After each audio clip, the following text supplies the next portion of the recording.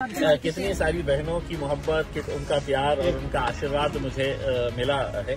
मैंने इन्हें वादा किया था कि मैं तुम्हारा साथ छोड़ूंगा नहीं करके। उसमें मैंने तकरीबन 1.5 साल पहले जब ये मामला आदर्श का मैंने अपने हाथ में लिया था, तो मुझे इस बात का एहसास था कि ये ऐसे लोग हैं कि अगर इनका कोई साथ नहीं दिया तो जिंदगी भर भी अगर ये मेहनत कर ले, कोशिश कर ले, तो इनके पैसा नहीं मिलेगा। और पिछले बार जब मुख्यमंत्री यहाँ पर आए तो हमने साफ तरीके से बता दिया था कि लाडली बहन का मतलब ये नहीं होता है कि आप उन्हें 1,500 रुपये दे दें और उन्हें खुश कर दें। क्योंकि अगर सही मानों में अगर आप इन्हें अगर लाडली बहन समझते तो 1.5 साल पहले जब इनके आंख में आंसू थे तो एक भाई बनकर आपकी जिम्मेदारी थी कि आप आए और इनके आंसुओं को पोंछने का काम करें। एक भाई का मतलब ये होता है कि जब उसकी बहन परेशान होती है, जब उसकी बहन के ऊपर तकलीफ होती है, जब कुछ संकट आता है, तो सबसे पहले भाग कर आने वाला उसका भाई होना चाहिए। मैंने वादा किया था 1-1 रुपया वापस करने की जिम्मेदारी मेरी रहेगी।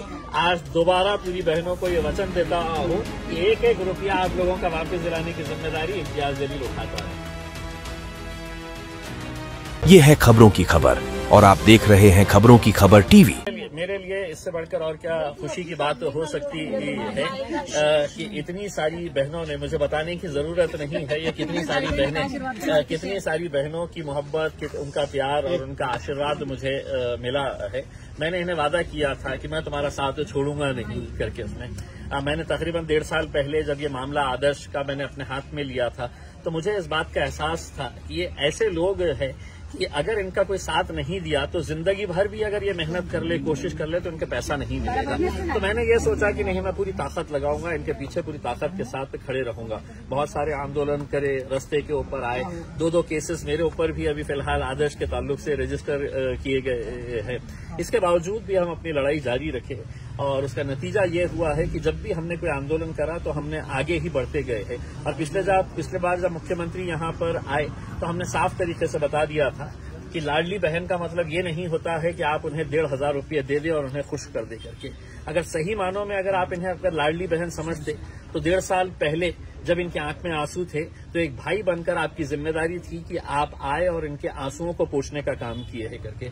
एक भाई का मतलब ये होता है कि जब उसकी बहन परेशान होती है, जब उसकी बहन के ऊपर तकलीफ होती है, जब कुछ संकट आता है, तो सबसे पहले भाग कर आने वाला उसका भाई होना चाहिए। तो इतनी सारी बहनों के लिए ये भाई उनके लिए भाग कर आया। आज खुशी है कि कम से कम महाराष्ट्र के अंदर इकलौती एक ऐसी पद संस्था है जहां पर लोगों को पैसा मिलना शुरुआत हो गया है करके।